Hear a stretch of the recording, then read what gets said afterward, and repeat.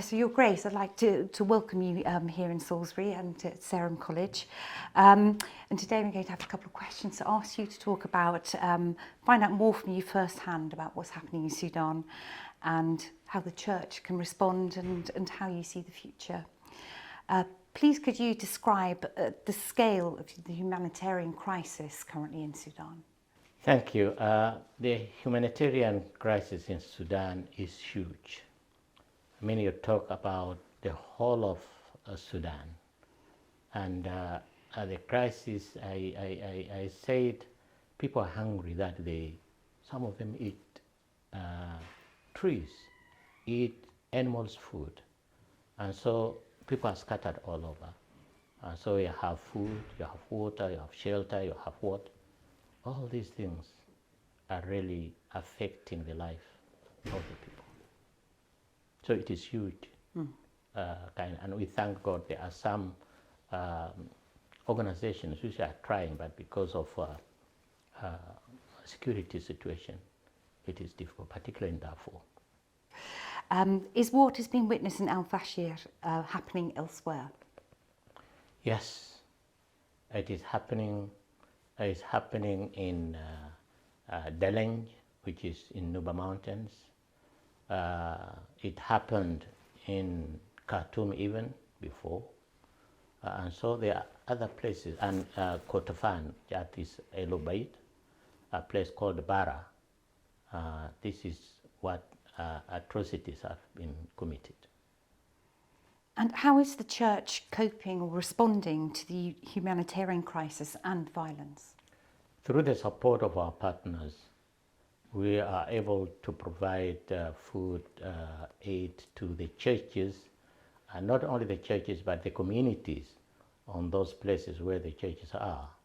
And the pastors are working very hard. They are given money, they are sent money through transfer. We have these telephone transfers of money that goes, and then they take it and buy food. Then they call people on a certain center where they come to be distributed this food to them, irrespective if they are Christian or they are Muslims.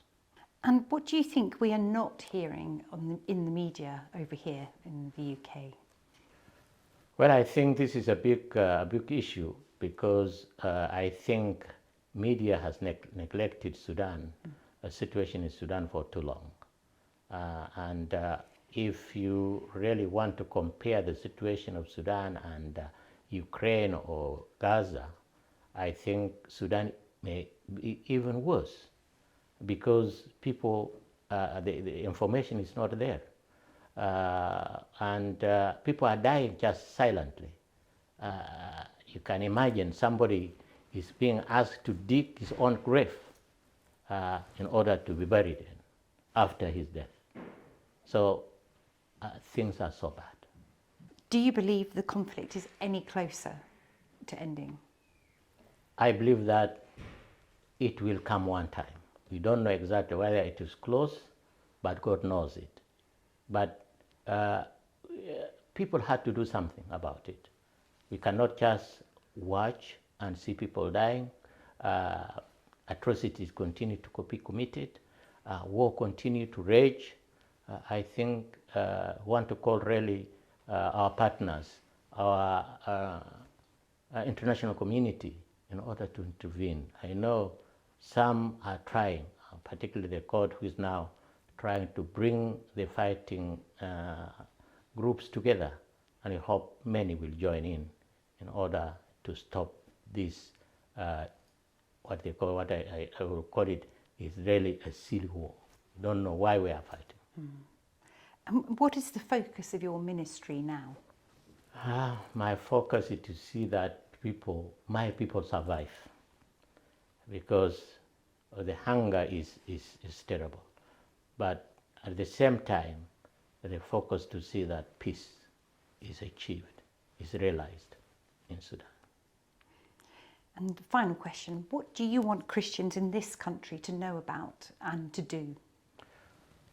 Well, this is a very good question. I want the Christians in this country and in other countries to know that Sudan is suffering.